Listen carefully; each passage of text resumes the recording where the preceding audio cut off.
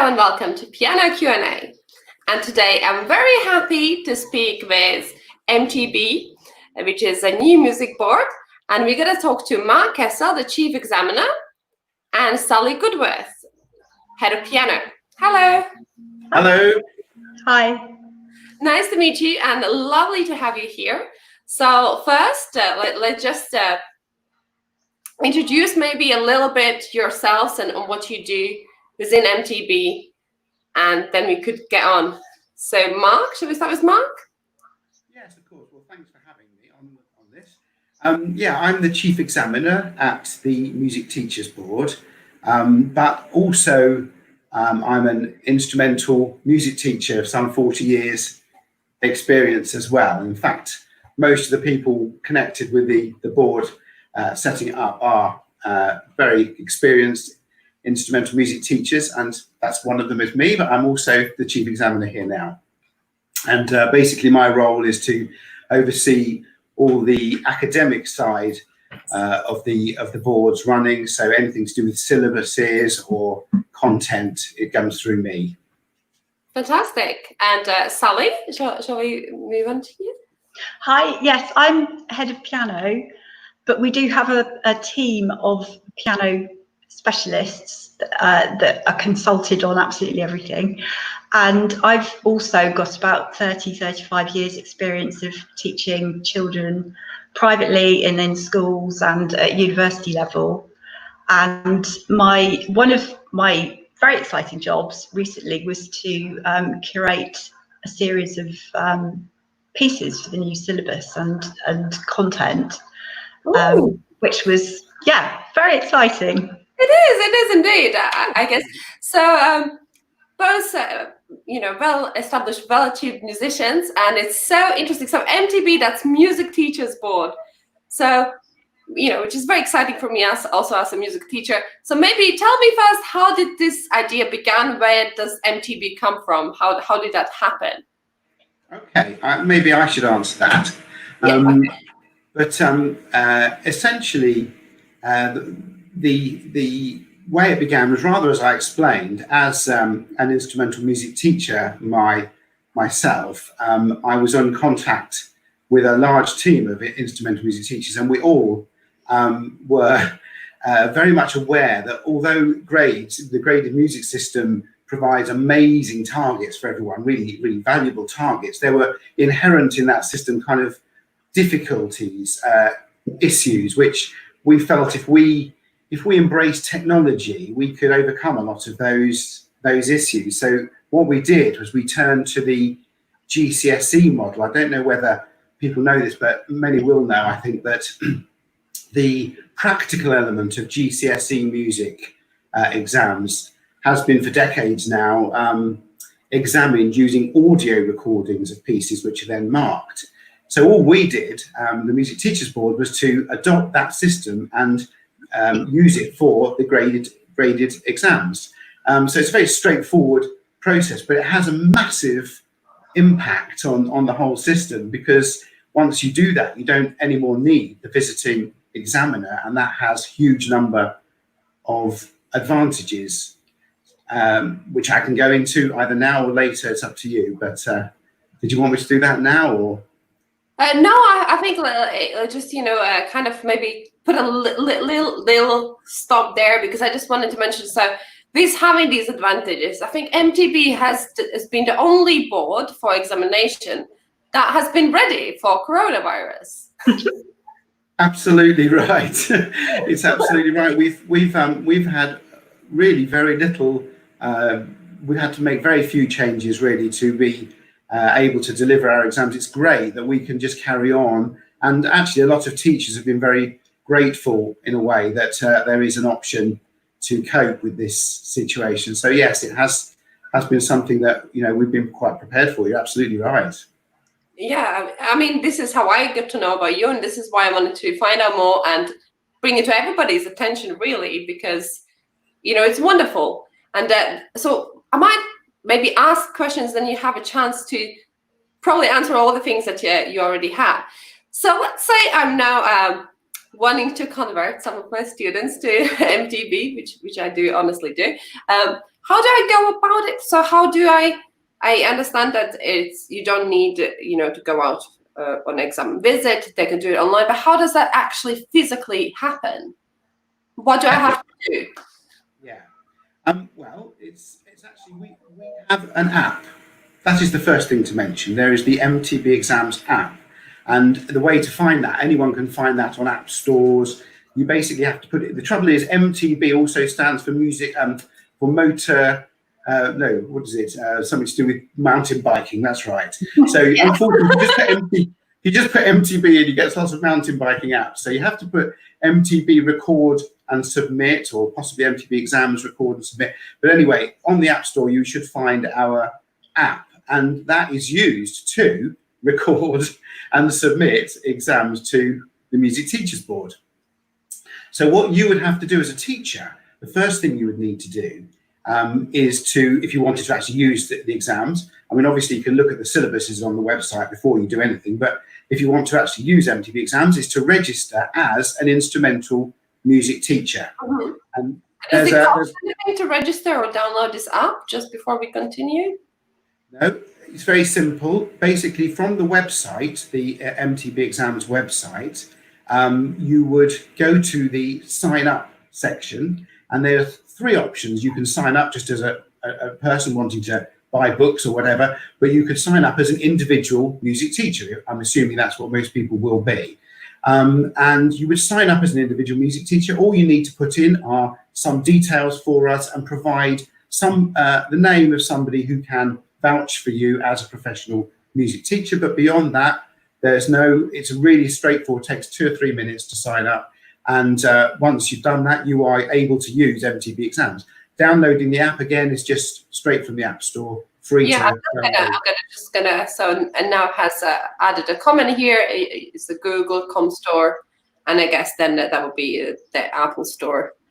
And you should just probably search something like MTB exams. Would that be correct? I would have thought MTB record and submit is the best thing to record and submit. Okay. Because that's definitely no mountain biking involved in recording and submitting exams.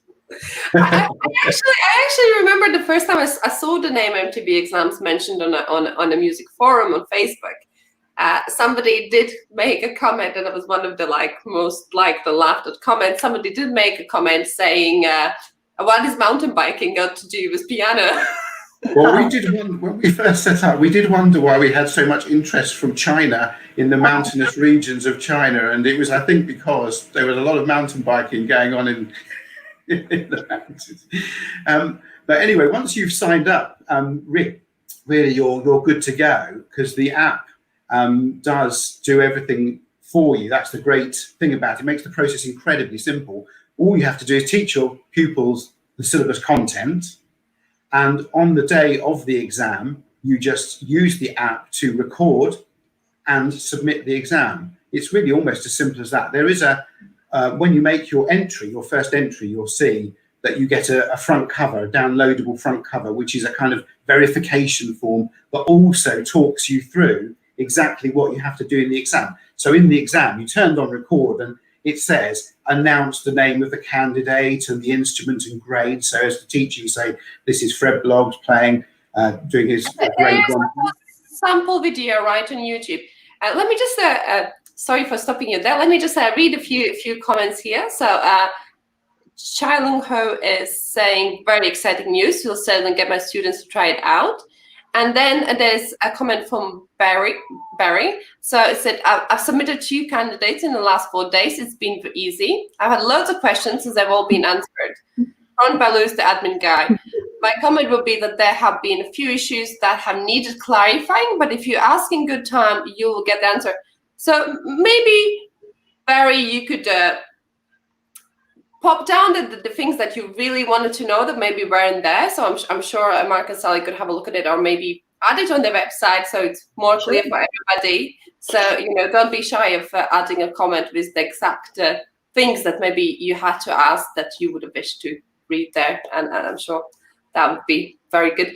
So Sorry, Mark, for stopping you there. I just thought I read a couple of comments. So it's very straightforward, very simple. And how many instruments can do the exams? It's not just piano. I know it's piano Q&A, but this is for a lot of different instruments, right? It's for any orchestral instrument, really. So any string instrument, woodwind instrument, brass. We've got 25 different instruments on the syllabuses. And actually, there's not just 8 grades. There's 2 pre-grades as well for those instruments. So you've got a lot of syllabuses on that website. So yes, if you're a violinist or a trumpet player or a saxophone player, there's syllabuses there for you. Yeah. Yeah. Okay. Fantastic. Is there also a theory exam course or not just yet? Not yet. We haven't done that. It is something that we certainly would like to introduce, but as you can imagine, the task of creating from scratch, as we did as a body of teachers, an instrumental exam board, Ofcom regulated and all the rest of it, is a massive task in creating all this content. So in a sense, it's one thing at a time, I suppose, and the point is that we will be doing theory exams. But yeah, I've already done so many instruments. I think, but we will do that. It's not an easy thing. It's a huge job, and to have the qualifications and to be, equal to other boards and have the same sort of accreditation, that is not, something you achieve in a day. Okay, fantastic. So maybe shall we like a question for Sally a little bit, because this is piano Q&A, so we're gonna and Mark chime in if this is something that your area. So I had a little look at the syllabus. Oh, when I say little, I mean I looked at every single grade and some in more detail. Okay. Just some I might not have students in, which what struck me that there's quite a larger variety of pieces that you can choose that are already mentioned in the syllabus. There's a little bit different approach towards extracurricular questions. So for there's a rhythm question, there's a possibility to do a duet. I assume if there's a problem with the voice or singing. Personally, I thought this is great for teenage boys. Mark knows exactly what I mean. So maybe you would like to tell us a bit more about the idea behind the syllabus, and then we could talk about free choices later. One of the ideas about setting duets, I think particularly for pianists, is that most pianists never get to play with anybody else. And obviously orchestral players play in bands and things like that. And one of the most difficult things we have to learn as pianists is how to count and keep a pulse. So when Mark mentioned having a duet as one of the extracurricular options, I thought that was a fantastic idea. And the duets are deliberately graded to be easier than the actual level, so that they can be learnt and then practiced with the lower part, because ensemble and playing with other people is quite important as a pianist, and we usually don't get very much opportunity to do that. Okay, sorry. I want to say one other thing about the advantage of MTB is that as pianists, as you know, going to an exam centre, you usually have no warm-up time on the instrument, and you have to play completely cold on an instrument that you don't know. I mean, sometimes, obviously, that's not always the case at school. But when can you can only use a piano in a different room. Sometimes these are very bad upright pianos that are about to last breath. Exactly. But that's so that sorry, it's that you play on an instrument that you're familiar with, and you can warm up on it. So this is probably one of the question from Ksenia. She has a piano school and theory school for students. She's a fantastic teacher, and so she's asking, what would you say is the main strength of MTB compared to other exam boards? So I guess apart what you already said, and I'll let you both then answer. Well, one of the advantages is that you can do your pupil can do the exam when they're ready for it, and it can be at absolutely any time. So it doesn't have to be at the end of every term. So, if they take a couple of weeks or they take a year or whatever, you can just put them in for the exam when they're ready. on an instrument that they know. So that's two advantages, I would say, of the piano syllabus. Okay, Mark, you have something to add? Yeah. I mean, what Sally says is absolutely right. I mean, as you know, exam periods and having to enter some time in advance can sometimes be quite a challenge. A good example is that you might well have a pupil who you're thinking in September you have to put the entry in. Do I want that pupil to take their grade 3 in December? And the answer is, from the teacher's perspective, well, if they practice, they will be ready in December. But if they don't, or they're ill, or any other number of things go wrong, they're not ready in December. And that causes huge stresses and strains on the relationship between the pupil and the teacher. And sometimes it kind of turns people off exams altogether, and even playing altogether, which is really sad. If they don't have a good positive experience in the exam itself, it can be a very demotivating thing for pupils. So at the heart of MTB exams is that the whole process of playing an instrument should be an enjoyable one, including taking the graded exam. It shouldn't be something that's a trauma for you. And as Sally says, that you can take it when you're ready. With an MTB exam, you just decide to take it whenever you're ready. 365 days a year you can do an MTB exam. But the other big thing, before I just leave that, is that, of course, it's a very stressful experience taking an exam with an examiner that you've never met before. You walk into a room, you walk down to the front, and you know, as somebody who has been through this experience in the past myself, sitting at a piano, I kind of look at it in that situation and think, have I ever played this instrument before? It almost makes you feel like that when you get that kind of stress level. And often pupils, therefore, in that situation, don't show what they're really capable of, which is a real pity when they've spent months and months. But with this situation, taking the exam in the room, in your normal lesson time with your teacher, you are under a much more relaxed situation. And pupils tend to really show us what they can do in that situation, which is great.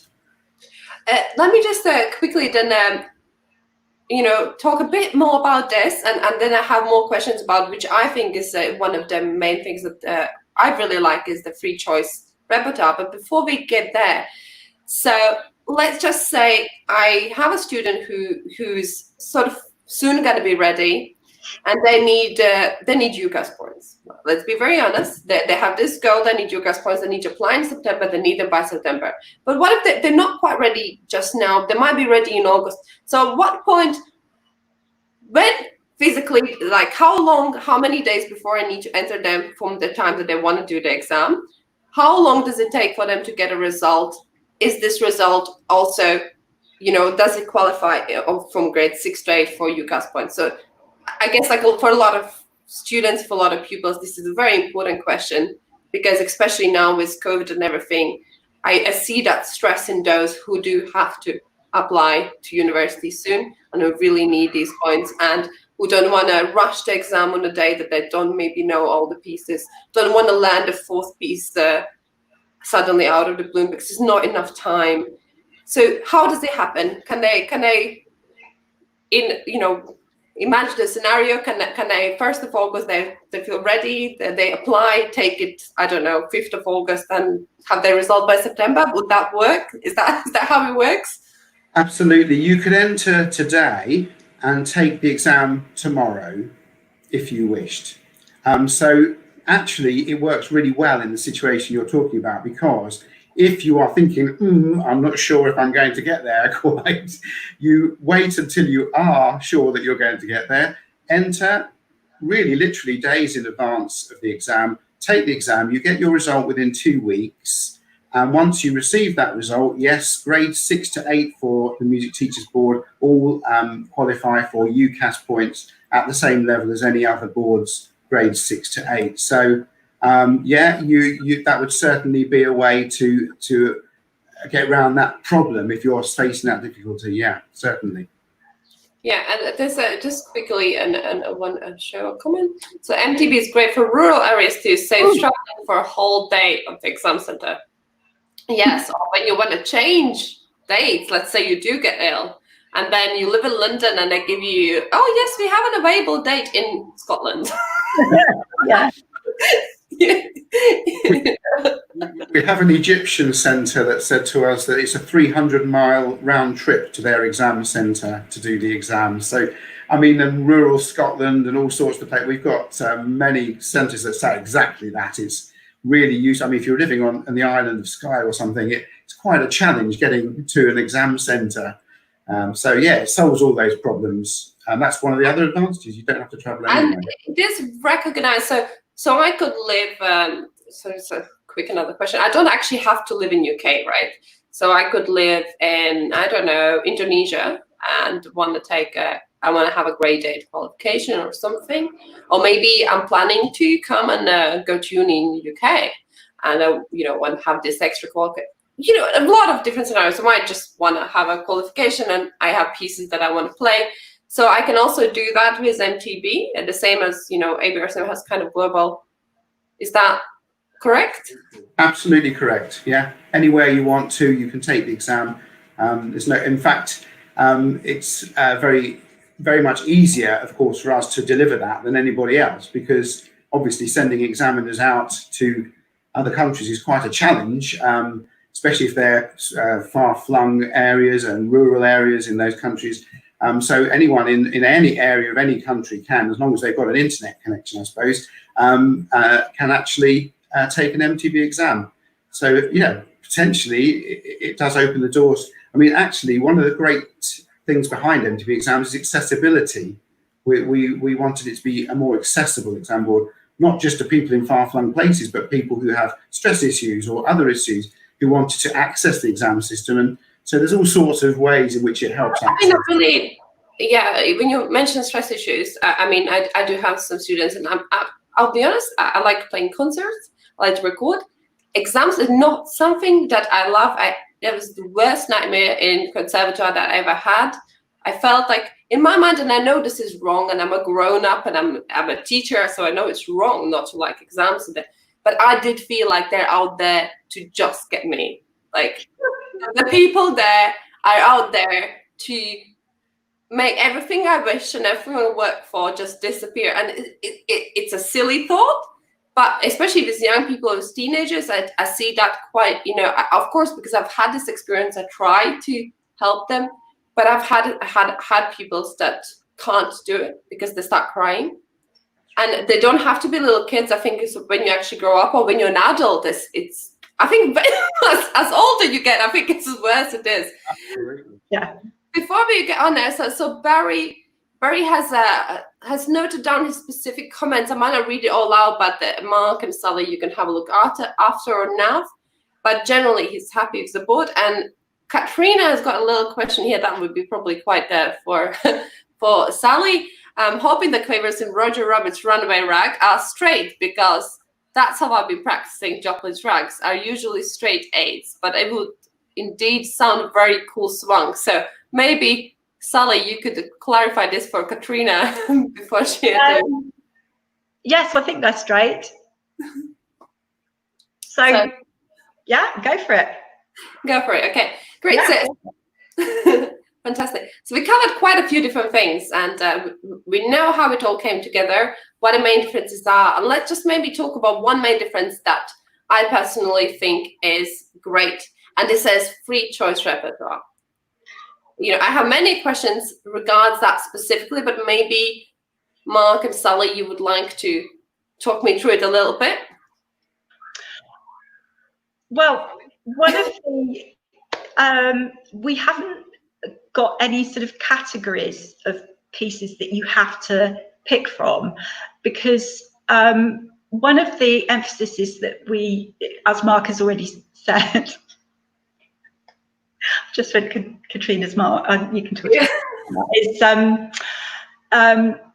that the emphasis is on enjoyment, and as you were talking about nervous pupils, what I've found with my students, and I'm sure everybody else, is that if they're allowed to play pieces that they really love, then they're much more likely to have a positive experience. So I learned a lot quicker, no? So that's why we've kind of introduced the free choice, because if a student wants to play 3 pop pieces, that's absolutely fine. If they want to play 3 romantic pieces, that's fine as well. You know, they're still marked in the same categories. They still have to have dynamics, and there's all kinds of common criteria with them. And we've tried to sort of reflect that sort of range in the syllabuses, but you know, we have this approval service. So if teachers want to say, my student wants to play these 3 pieces from Harry Potter, are they the right standard, then we can approve them, and that's absolutely fine. And that means probably that student is going to have a really good experience because they're playing their favourite pieces and they get a credit for it. So I think that's a really positive thing.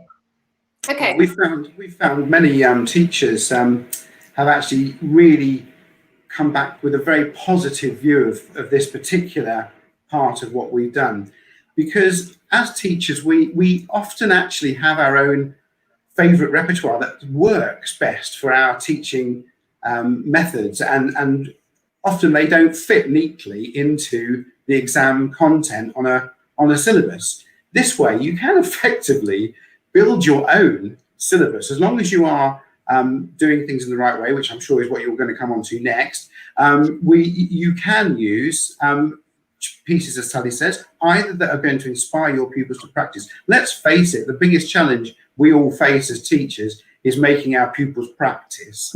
And if they're being made to play a piece, I've had this a lot. If there's a piece that they just really don't want to do, they will not do it sometimes. They want to leave the grade.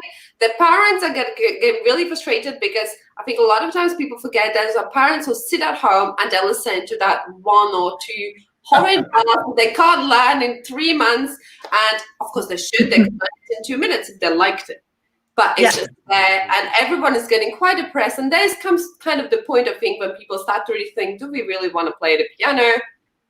Well, you know, or I guess it's even worse in violin if you don't like piece and you keep playing the wrong notation. Yes. And the other thing, there is so much repertoire out there, and you know, all the time, especially with piano, there are so many amazing arrangements and new original pieces in every kind of genre that is coming along. We can't possibly put them all on the syllabus, and so it's really exciting actually when people say, can I do this piece? And you think, wow, this is amazing. It's really exciting to discover new pieces that people are coming up with as well. So, well, I'm going to share a little bit why I found this so exciting, because my background, I come from Latvia, and we don't do ABRSM, which is, you know, very British. We have actual music schools, and they run for children of 7 years and 3 years. You have music A-level school, and where you actually have to do normal A-levels as well. But and then you have obviously music academy. Children music schools 4 to 7 years. They are separate to normal school. You go there twice a week for your piano lesson.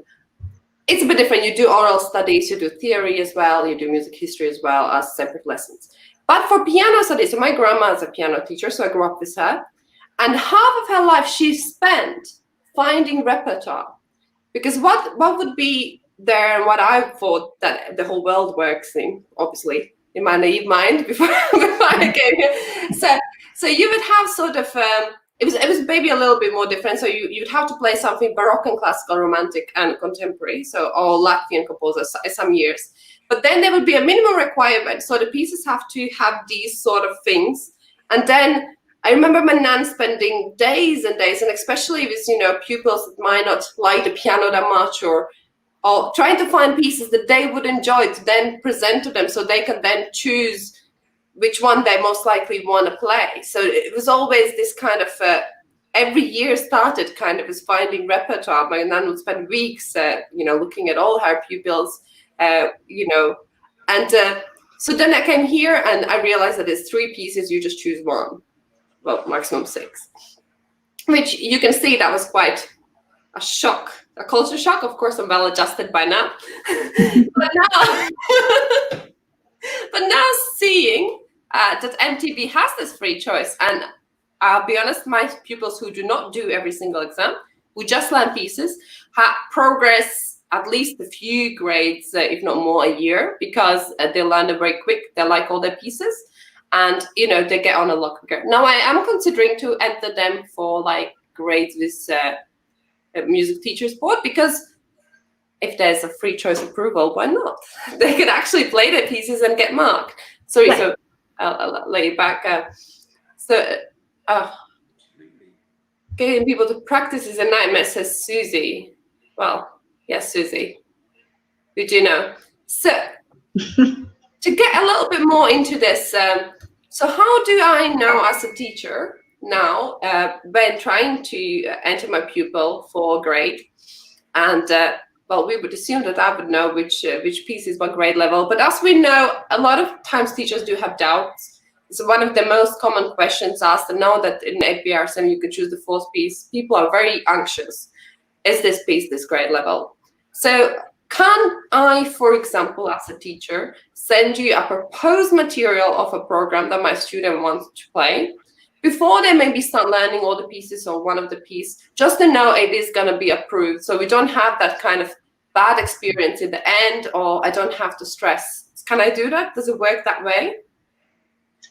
Yes, that's absolutely right. And people like this, if it was a piano piece, it would go to a specialist such as Sally to have a check and assure us that it is of the correct grade standard. I mean, that's the key point. It just needs to be of the correct grade standard. But as long as it is, you can use any repertoire for the exam. But yeah, we have what's called a free choice approval service on the website, and you would send us the piece that you're anticipating doing through that service. It's completely free to use. It's no charge to use that, and we will get back to you really usually pretty quickly to let you know if or not those pieces are suitable for the grade that you're intending to use them. Yeah. Okay, fantastic. So I think my next question is probably more to Sally. So Sally would be the person that kind of approves.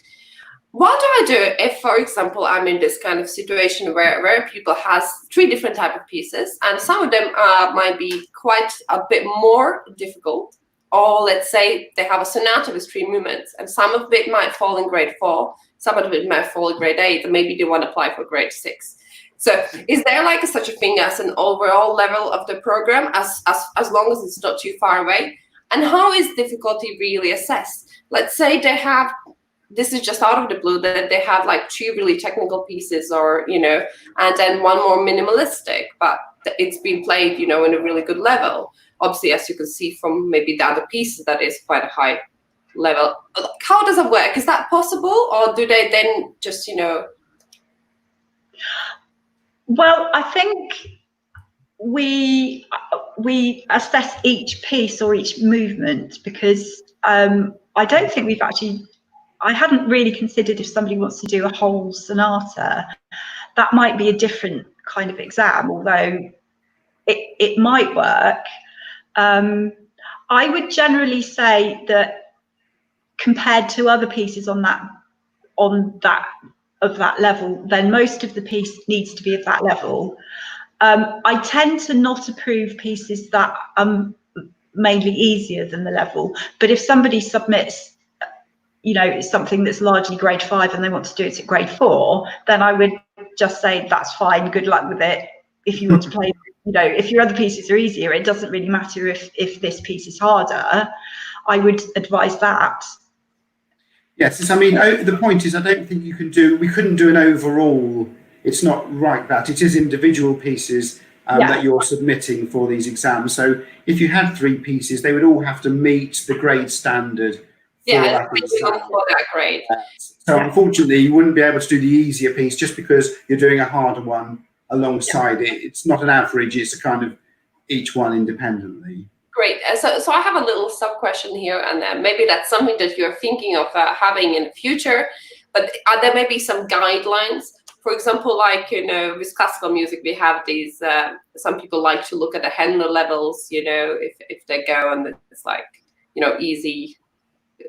You know, are there some guidelines of the level for? Maybe I'm not a teacher. Let's say I'm an amateur pianist. I have no idea these pieces I like to play, what level they could be. Is there a guideline? So maybe I'm also conscious to write to you and say, assess this piece for grade something, and then you write to me back, oh no, that's grade 2.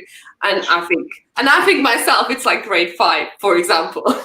You know, so is there a general guideline or might they later be on once on the website? I can have a look. If I start that and then move over to Sally, because Sally can tell you a bit more on the specific things that she's come, because some of the things that Sally would be looking for. But just on a general point about that, we do have, yes, on the website there is free choice guidance. So you would click on that and read the guidance. But I mean, largely it's the way for you to judge that. There are many categories, but one of the ways to judge that is actually by the repertoire that is set on the grade list itself. So you may well be aware of what the music is that you're that's on the grade list, and of course it has to match up to those. So that's one of the very important ones. But there is a guidance page which gives you lots of specific things that we're looking for from different grade levels. But I mean, Sally, maybe you could elaborate on the kind of things that maybe you would be looking for that piece to fulfill, in a sense. Well, I think one of the criteria obviously is stretchy chords. Grade 1 and grade 2 repertoire tend to be quite close positions, and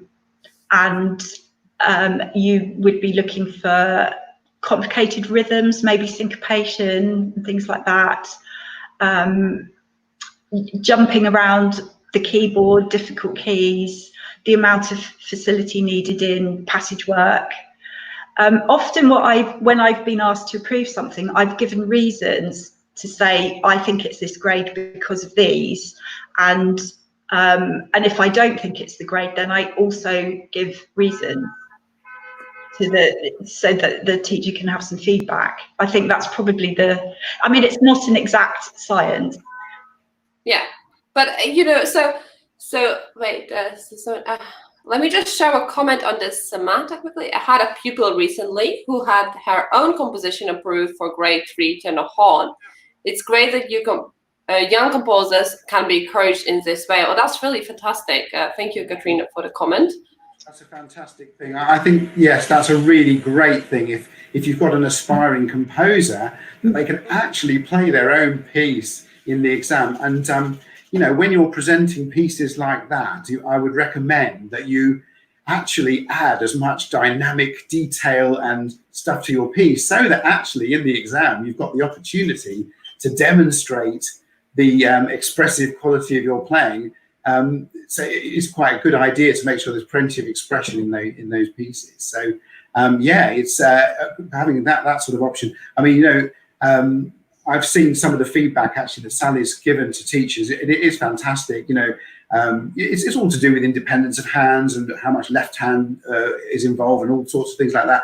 But she does give some fantastic feedback to teachers. And actually, I don't know anyone else that does just provide that free of charge to teachers. Listen, well, we just giving more work to Sally, I think, talking about it. Really? She's going to have a full inbox tomorrow. But generally, do I have to also add a grade on? Can I just send you a program and say what grade can this pupil pass with this program? Is that possible? Yes. Or do you have to pick a grade? Do I have to say this pupil wants to grade? People doesn't want to. They don't care. They just want to play these 3 pieces, and. Yes, you could do that. Usually it's are these suitable for grade 4 or these suitable for grade 8? Because obviously probably it's usually 1 piece or 2 pieces. They've probably got another one at the right level that's probably been tried and tested. But if you've got a bunch of pieces that you want to be assessed, then yes, we can do that as well. Or get as near as we can. I mean, it's a bit more tricky because when you do ask for approval, you are asked to mention which grade you're anticipating using them for. So probably the best approach would be to put in what you think they... maybe in between, like... but you could always say, if you're uncertain, you could feed back in that you would like some guidance on these pieces because you're unsure. So that's certainly possible. Well, that's amazing. So I think let's move on from free choice. There was a lot to talk here, and I'm sure we could talk for a whole hour. But so let's look at a little bit of the supportive tests. They are a little bit different, and I was just going to highlight a few things that I personally liked. I liked the fact that rhythm is brought to attention, rather than other type of sight reading that pupils actually do the rhythm. This sight reading in other exams, I've noticed that the rhythm is mostly kind of lax. And once a pupil can actually count properly and follow the rhythm, their reading with notes is more accurate then. It's like the skeleton of the thing. So I love that. And then you have this oral training, which I thought is really lovely, because you can download it on the website and then the pupils can train at home. The teacher has an exact guidance how to use technical. Then there's technical, if somebody doesn't know, there's also technical exercises that have to be played in each grade, which I think is fantastic. Many don't do that, and Trinity does something sort of similar. And I think, is this to compensate with the fact that there's less scales in each grade? But then, do I understand right, they have to play all of the scales in the grade? Yeah. Yes. I think for piano, the idea of the technical exercises was to add an element of technique that's not covered by scales and arpeggios. So, for instance, chords or finger crossing or wrist or jumping or twos gets threes or something like that. And the idea that they're exercises that they can be learnt really easily, so that the technique can be assimilated, as opposed to learning a study, which is like a little piece. Absolutely. So that was fun there. Yeah, and pupils do enjoy. I think pupils actually really, in my experience, they really enjoy learning technical exercises, whereas they don't often enjoy particularly learning their scales. So it's kind of quite an enjoyable way to develop your technique. I certainly find my pupils love the technical exercise. They find them a real challenge, and just overcoming that challenge, technical challenge, in isolation of a piece is something they really, they feel proud of, and they really enjoy it actually. Yeah, that's great. And I mean, I think what I like the most that you can just get everything down off the website at the moment, and it's quite easy to access all these extra things. It's not hidden, and I also don't have to buy 5 books. Well, we are really keen. That is actually, I'm glad you mentioned that, because that's really, really important, because we were desperate to make everything accessible to people as easily as possible. And I mean, Sally will talk to you about the books a bit more and things, but that's another way in which we're trying to make the whole all the material for the exams as accessible as possible wherever you are. I mean, especially for a teacher, obviously I've never buy any scales books, because I know all the scales, and I prefer if my pupils actually learn theory and know all the scales, and they don't have to look at a book. They just look at the key and they just go tone, tone, semitone. They know the scale. But generally, most of the people, they have to buy sight reading books, scales books, oral books, pieces book. If you're a teacher, you're going bankrupt by the time a new syllabus that comes out. That month you could just forget of anything. So I found it really lovely, and I had a little look. You are going to have your own books as well, and I got your book here today. Electronically, and I had a little look for grade 3, and it's fantastic. There's a lot of repertoire there, but then the extra tests and everything is inside. So did you want to? Sally, this is your area. Sally has led on this whole project. Yes, with the piano pieces, we've tried to put in a variety of kind of well-used, popular pieces that are fun to play, and some less well-known pieces that with quite a lot of new music I noticed. Yes. And Mark thought it would be a really great idea to have everything in the same book. So that's a great idea.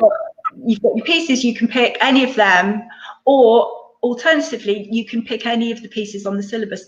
On the original piano syllabus, we've tried to pick, we're obviously using publications, in the earlier grades, you'll see there's quite a lot of Pam Wedgwood and those sort of jazzier pieces. We've tried to pick a few pieces from a particular book, so you don't just have to buy one book. So you can pick from the syllabus, or you can pick a piece from our book. And we've tried to put in a mixture, and there are some original compositions in there as well. So there should, I mean, hopefully, if people just want to download the MTB book, there should be enough variety in there to please most people. Yeah, so Ksenia, I think, has now had a look at your syllabus while we are talking. And she says, I love the fact that the grade 1 piano scales include my favorite B major scales. That's wonderful. So Great. the way you've chosen the scales for each grade, I actually liked it very much myself as well. Would you like to, Sally, elaborate on that? The B major is an interesting one, and it's been slightly controversial. But the reason that we chose it is because it's really, really easy to see the hand positions. As you know, the black notes are in exactly the right place. And major. And C major, yes, it might be the notes are straightforward, but in C major you can put any finger in any place. I think it's much harder to yeah, I think learn the patterns. Two scales like E major, B major, they work really well because it just like naturally feels, you know, where your third and fourth finger is going to be as a pupil. The other one's a little bit harder. Incidentally, apparently Chopin always taught B major as the first one as well. He liked doing that. I've read that too. So let's have a little look. There's so Katrina is saying, where can people buy the MTB piano exam books? So are they out already? Or not quite yet. Unbelievable job on this on these books. It's really a fantastic thing, but they're not yet readily available because we are making some sort of tweaks and adjustments to some parts of the actually supplementary material, technical sections and things like that. So the pieces are all there. It's all there, ready to go. So within the next month, these books will, I'm sure, be available, and they'll be available as hard copies, but also as digital downloadable copies, which is key to MTB exams because we're international. And if you are in as I was mentioning something before, we've even got centres in like Myanmar where getting hold of music is an absolute nightmare. But if it's digitally available, they can. So these books are going to be available digitally as well as hard copies. But from the best place to get them is from the MTB Exams website. That's where you get them. And I did actually notice that when I looked at the syllabus, like some of the more modern pieces you have given sort of digital places to buy them. I think I'm talking here about a no DP, so instead of buying the whole book, you could just get it from Music Score and a digital copy, which is I think it's great for a lot of people. And also I wanted to quickly say, if you are a new person starting to learn piano or adult pianist who doesn't have a teacher, go and look at the syllabus. It gives great ideas, and it also gives you ideas of different books that are around the same grade. Because there's so many choices, I found that really quite great that you can actually kind of explore your repertoire and see what other books you can get. There's some quite books that have several different pieces inside, and then what else can you play? Great for. One of the reasons that Sally is so wonderful is that I don't know anybody who knows so much music as Sally. She's got the most enormous music library. And she says, she'll say things like, oh, there's this incredible piece by somebody I've never heard of that she used, and she goes to a shelf, and then she's got an incredible encyclopedic knowledge of music, and that's been so valuable. I mean, Sally, you've got such a huge, it's right, isn't it? A huge library of stuff. Massive library of stuff that's available and out of print, and people have just given to me out of their grandmother's piano stalls, or I've picked up in junk shops and things, and it's all priceless because you can't go browsing shops anymore. So I'm so grateful that I've got this resource here. Yeah, but you can see that have you done all the piano syllabus, like every grade? You selected all the pieces. Pretty much, apart from the early grades. I mean, I've obviously consulted, because we've got some early grade specialists who've recommended the pieces for the pre-grades, but we've consulted with them all the way through. So a lot of it were my suggestions, but we did have input from our team as well, especially with the pre-grades. Great. And a quick have a question. So doing grades 6 to 8, are there any prerequisites? No. No, you don't need grade 5 theory for grade 6 to 8, no. But you get the same UGAS points, just to make this very clear again. You get the same UGAS points. And what are the, can we talk a little bit about marking? How are exams marked? What strength does each piece hold? And just on that subject, I mean, that's something we haven't actually mentioned, which is possibly the biggest strength of MTB exams of all, really, is that we are the only board that offer instrument specialist examiners. A violin exam is only ever marked by a violinist. A trumpet exam is only ever marked by a trumpet player. It is really unique in that way. And it's obviously really easy for us to do that because you're submitting your exam online to us. We can make it accessible to a specialist in that instrument. Whereas if you've got a visiting examiner, of course, they've got to examine a range of instruments, many of which, of course, they can't. There's like a minimum requirement of being able to play piano as much as that you can play the oral tests. But you might, I mean, a lot of times maybe because I live in London, most of the exam centers, my pupils, I actually always do look at the examiner before. I'm curious. I want to know who's marking my lovely pupils. So they mostly have been pianists or accompanists, at least. But sometimes they can be completely different instrumentalists, where I think sometimes it's maybe not, in my personal opinion, maybe it's not that fair.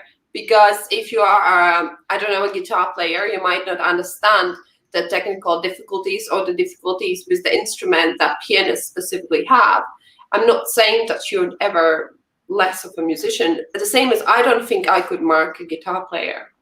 I mean, I can say when the notes are wrong, but I don't know enough about guitar to really impose any judgment.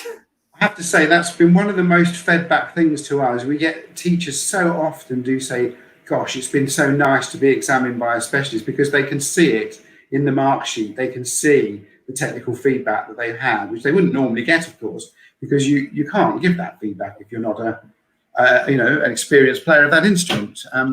So yeah, I mean, obviously with the marking, the way we mark the pieces is we break pieces down into 3 categories, which is accuracy, expression, and technique. And basically, under those headings, accuracy would obviously include correct notes and rhythms, and in instruments apart from piano would be intonation and things like that. And expressive things would include all your phrasing and dynamics and all the other detail and making the performance of the piece. And by the way, that's a useful thing just to feed into a thing like this. We're not just looking for you to, it's very often people present pieces that got very little dynamic interest written in the actual piece itself. But that's not really sufficient argument for not putting expression into your piece. That is a very good example here. I have a 10-year-old student playing Bach Preludes and Fugues because I know it's odd. She just loves them. Well, I can't stop that. But the first thing she did ask me was why there are no dynamics. She likes dynamics. Well, so which I answered that because at this time it was assumed that the instrumentalist is, good enough musician to be able to add these dynamics. They didn't feel like they have to explain every single one. And sometimes we have this, and I think this is a good way also for kids to learn. There's this natural curve of music, and as you said, they should be there. But great that these things are recognized. I love that example. That's so good, because the point is dynamics are in themselves slightly restrictive of your expressive emotions, and it's really nice in some ways when they're not there for you to really demonstrate all those things you were talking about. I thought you explained that. Maybe I want to make this voice a bit more, I don't know, mysterious, or this voice like this. And I can do that because not every single voice is heavily scored. I mean, then we go later, I think starting with orchestra is where we get this really heavy scoring, because, just so they all would play the same things and it would all be really accurate. Then we start to get, and if we lose it at one point again, and now it's very heavily scored. People will write in, like, literally, lift your hand by a centimeter here. But it's in modern scoring, that's true. We get so little self-expression, I think, in 2020 in many pieces. I'm not talking about graphic scores or something, but just the general learning repertoire. It's very heavily scored. I mean, Sally, if you're a pianist, presumably there are some standard, some really good bits of advice that to how to bring out expression in some of these pieces. What might people look at? I think exaggeration, because what I found with pupils is that they think they're doing something and they're not. So to start with, it's like play everything much louder than you think and everything much softer. And also with pianists, it's about touch. I had a student the other day who said, I don't know how to play softly. And I said, well, I just got him to tap on the top of his piano. And I said, well, if you can do that really lightly, and then you can do this, and you can feel the difference. That's what you're not doing when you're playing. When you play softly, it feels completely different to when you play loudly. And I think realizing the sort of physical means with piano is really important. Maybe MTB could have section of sort of advice and master classes, because I for example, like to a bit differently. I like to explain the actual mechanics of the piano.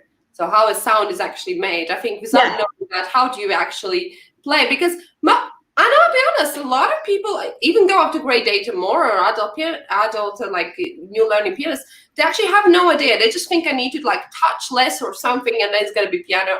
And then sometimes the note won't sound, and they never think of the weight of the keys or the distance that we attack them. That's very rarely comes in question. It's just kind of, I have to think piano and it's going to be piano. Well, no. Yes. Some kind of explanation is very, very helpful. I think it would be good to this time maybe see little masterclasses. Sally could give some. You could have a video section. I would be very happy. Then I could direct my pupils and go. So you mentioned a wonderful. What was that Dr. Nani study that is in one of the grades, Sally? That brings out particular notes and chords that you mentioned. Hold some things and then do other ones. That's quite right. But there's one of the exercises I've picked is it's like a dominant seventh, but you have to in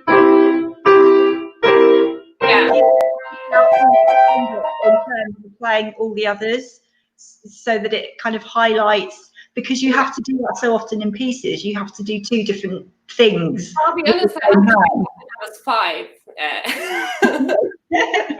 When I was little, that was one of the first exercises they taught you, and to promote finger independence, and that's like you kind of start from there, not sort of scales, which is well, it's not really generally taught. I think, I don't know. I might be. No, you're quite right. Like, I come from somewhere else. I've noticed that, and it's quite funny when people try to. When I give them a little exercise like that, it doesn't matter. This can be in any grade. They could be grade 1 or grade 8 even. They might not have good input, because nobody actually realizes. Most people just use these 2 fingers on a daily basis, unless you do touch typing or something like that. You don't. These 2 fingers. 4 literally that cannot move by itself. It's really funny. They don't even need to play piano. I have parents trying to that as well, and they put their hand down and they try to lift 4, but it doesn't. It doesn't lift alone. It's well, I take great enjoyment in these little torturous exercises. No, but I think this is why I like the exercise of, not option, but that you have to do these exercises in each grade. I think it greatly enhances the overall, experience for I can say pianists. I don't know about, I assume these are the same, different exercises in all of the instruments, Mark? That's correct, yes. So all instruments have instrument-specific exercises depending on string players be shifting techniques and things like that, and brass players, lip slurs, and all sorts of tonguing exercises, and it depends what the instrument is, but they're all very carefully selected to sort of test that you've developed those, actually the skills, that exactly what you've just said. As a good teacher, you teach all these skills to your pupils anyway, and this just encourages you to gives the pupil a reason to practice them, if you like, and encourages you to do those things. So, and I think also, because sometimes kids have many questions. They kind of feel like, if the exam board doesn't make me do it, why do you make me do this? You know, what is wrong with you? Why?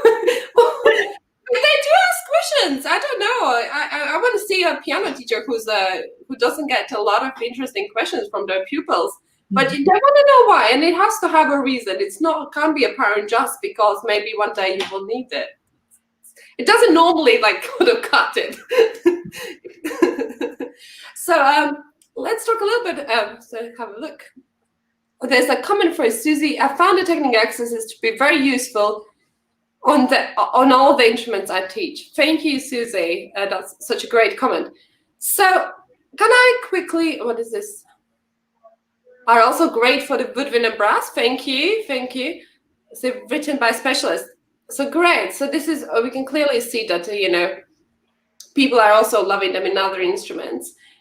I know we're taking a bit longer time, and I hope that's okay, because I want to touch on a few more things. So the exam is online. I'll send it off. So how are the points awarded? Do I get a certificate that is actually also a physical copy that I can put on my wall and I can be proud of?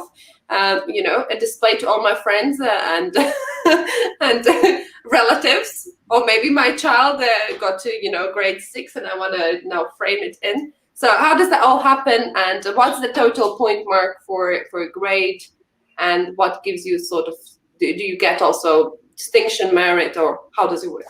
Absolutely. I mean, the exams are actually out of 100, which is in line with some boards but not others.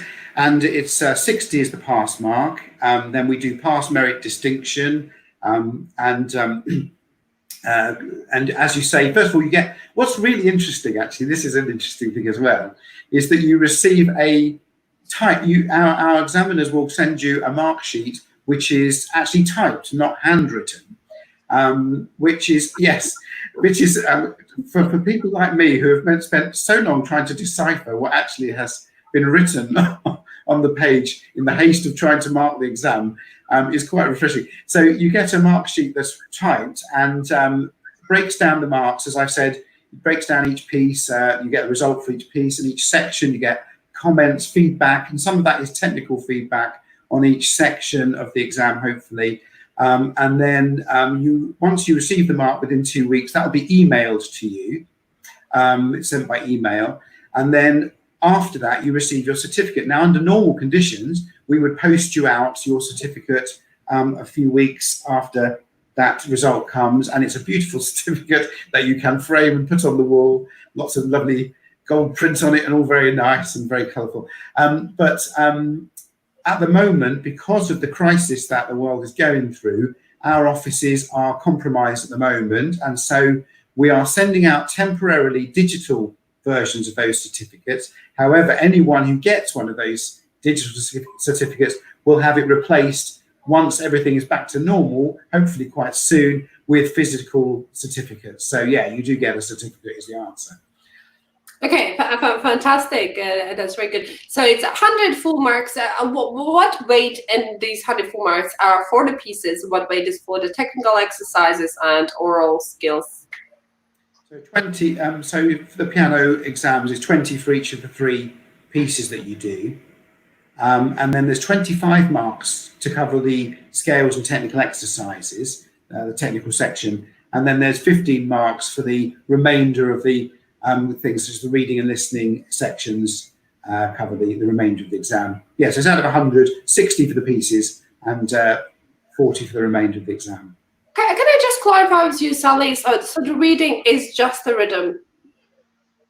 Yes. Or they're like, just in case, I didn't understand it correctly, there suddenly are notes to those rhythms, So just to clarify, it's the rhythm reading? Yes.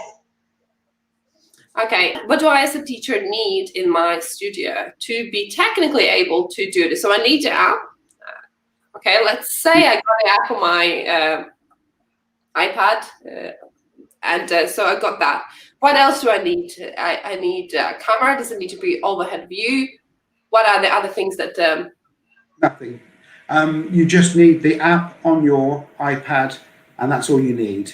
Okay. Obviously, that's not the case if you're doing this exam by over, because this is a slightly different time we're in at the moment, which does involve certain other technical things to be aware of. So if you're doing this over webcam, for example, because you can't be with your student, as a teacher, you need to oversee this exam. It can't just be done by a student in a room with the app. That's not the way it works. The teacher needs to be with you, and they verify the exam, and they talk about things and verify things. But when you're doing it over webcam, obviously the teacher needs to be over webcam. So you would need a device to see your teacher and hear your teacher, plus the app itself. So the teacher would be watching you, watching the whole exam and verifying that, and you use the app to record it and submit it. Is it recording video, or is it just audio? It's all audio. The recordings are all done in audio because it's based on the GCSE model, which is all done through audio, and that's and the teacher is watching via video or in person under normal circumstances. Yeah. Okay, so fantastic. So I could just call my pupils normally on with my computer, and just be there, and they just take their iPad, and they're probably on the computer as well. They take their iPad and record. So it actually doesn't have to be like situated. You just need to put it near on the table or somewhere, so just the sound is happening, and that's it. Absolutely, and just that's a really good point you mentioned there, because of course it has to be if you're doing it over webcam and you are not physically there, the pupil would need to have the app and record and submit the exam, because of course the sound on their piano will be good live from their piano, but wouldn't be good if you recorded it your end. So it wouldn't be the teacher that would record it, it's the pupil that records it, obviously. Yeah. And then I think I looked a little bit. So there's a video online as well. There's one on YouTube where you can have a look at how exactly that happens. And I guess as a teacher, I am kind of responsible for the fact that my pupil is actually the person that is applied for the exam, and you'll count me accountable if, for example, I'll tell you that this is my pupil playing and suddenly start playing myself, right? Not that I would do that, but it just, I think this is kind of a question that I've seen with other boards talking about audio recordings, and people have raised this. So absolutely, yeah, and absolutely, you are completely responsible for that verification process. So basically, any exam that you do, I mean, it's actually quite unusual graded instrumental exams, but when you do your maths A level or your GCSE coursework or your GCSE maths paper, the person that's verifying you is the teacher, that you are the candidate taking the exam, and we work exactly the same ways as what virtually every other exam does in that respect. Yeah. So would you, Sally, would you say that it would be a good idea to rehearse before? Like maybe have a mock exam recorded and listen back with your pupils to how it went, so they can get used to this. Yes, I think recording is always a good idea to listen to. Sometimes just because you can hear things that you don't normally hear. As I was saying earlier about exaggeration of dynamics, sometimes you need to do more when you're actually recording. So, and also it gives you that element of somebody listening to you. So I think recording and doing a test recording is a really good idea. Oh, just to mention, we do have a very nice little feature, which is a free practice exam. So if you, it's really useful actually. If you go to make an entry, and you choose this, there's a category called Other, and you choose the Other category, and you enter a free practice exam. That generates you the exam reference number to put into the app to enable you to actually practice using the app and recording on your phone and doing it, and actually just to get used to the whole process. People find that very useful way of getting to grips with the whole thing, because of course it is new to quite a few people, the process. So doing a free practice exam can actually really help, I think. Yeah, I think, and so when I'm doing this exam, I quite like the fact that you can't see the pupil, because in my mind there are no prejudices in this case, because sometimes you see somebody and you don't like something, and you might not even realize as an examiner that you have a prejudice. or somebody might have offended you yesterday, and this person just looks exactly like and it's just, I'm not saying anything about anyone, but we're just human beings, and sometimes we can see something, I think. So I quite like the fact that it is audio and it's just about really the playing and the skills. So is it like numbers for people, like in the theory test for some, or do we say their names within the exam, or do we just say a number? No, you do identify the name of the candidate and the name of the teacher. That's all on the recording.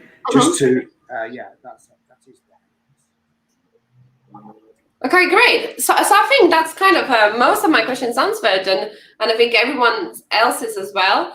I can't think of anything really other that really stands out at the moment. But you have been working as an exam board for how long now? Just before we finish.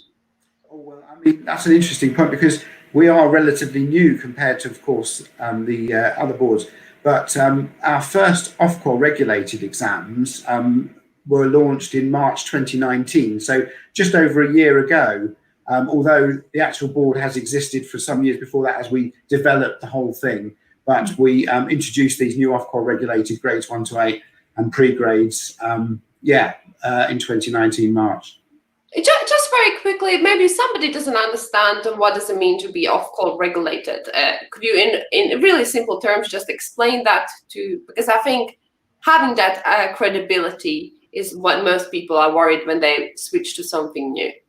Absolutely, yeah. Well, there are basically in our Sector 5 kind of exam boards, but there's only that very few that are Ofqual regulated. And it essentially means that you have to meet the exacting standards of that regulator in terms of the way you deliver your exams and assess your exams, and construct your exams. So we have to, everything we've done has to be, is basically regulated and controlled by the regulator, which is Ofqual. They're the qualification regulators for England. So yes, it's a real mark of that they are verifying that you do have the skills and everything else necessary to deliver these safely and effectively. Yeah. Okay, fantastic. So it's not controversial, but let's just say because parents are a bit wary, and I think the first question that most parents are going to ask is, so I can tell them all the benefits that I think of why the children should be, and they'll say, is it well, the first question is going to be very simple, and don't take any offense. It's going to be, is it as good as APR exam?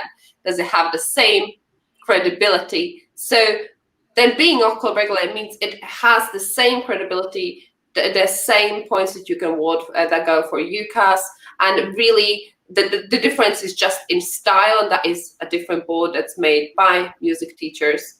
And I mean, the differences are very clear. I think one could really choose very easily which suit better them. Maybe they want to be in an exam center, maybe they want to do it online, maybe they want to get to grade 8 in a year, so they want to have no time limits. But generally, the qualification I get, or I can tell my parents, is the same standard. Exactly equivalent, and the same regulation and oversight. Yeah, exactly the same. Okay, so well, great. I want to say thank you so much, Mark and Sally, for coming here today. I'm really excited and looking forward to the first exams. I think August we are entering for MTB. Right.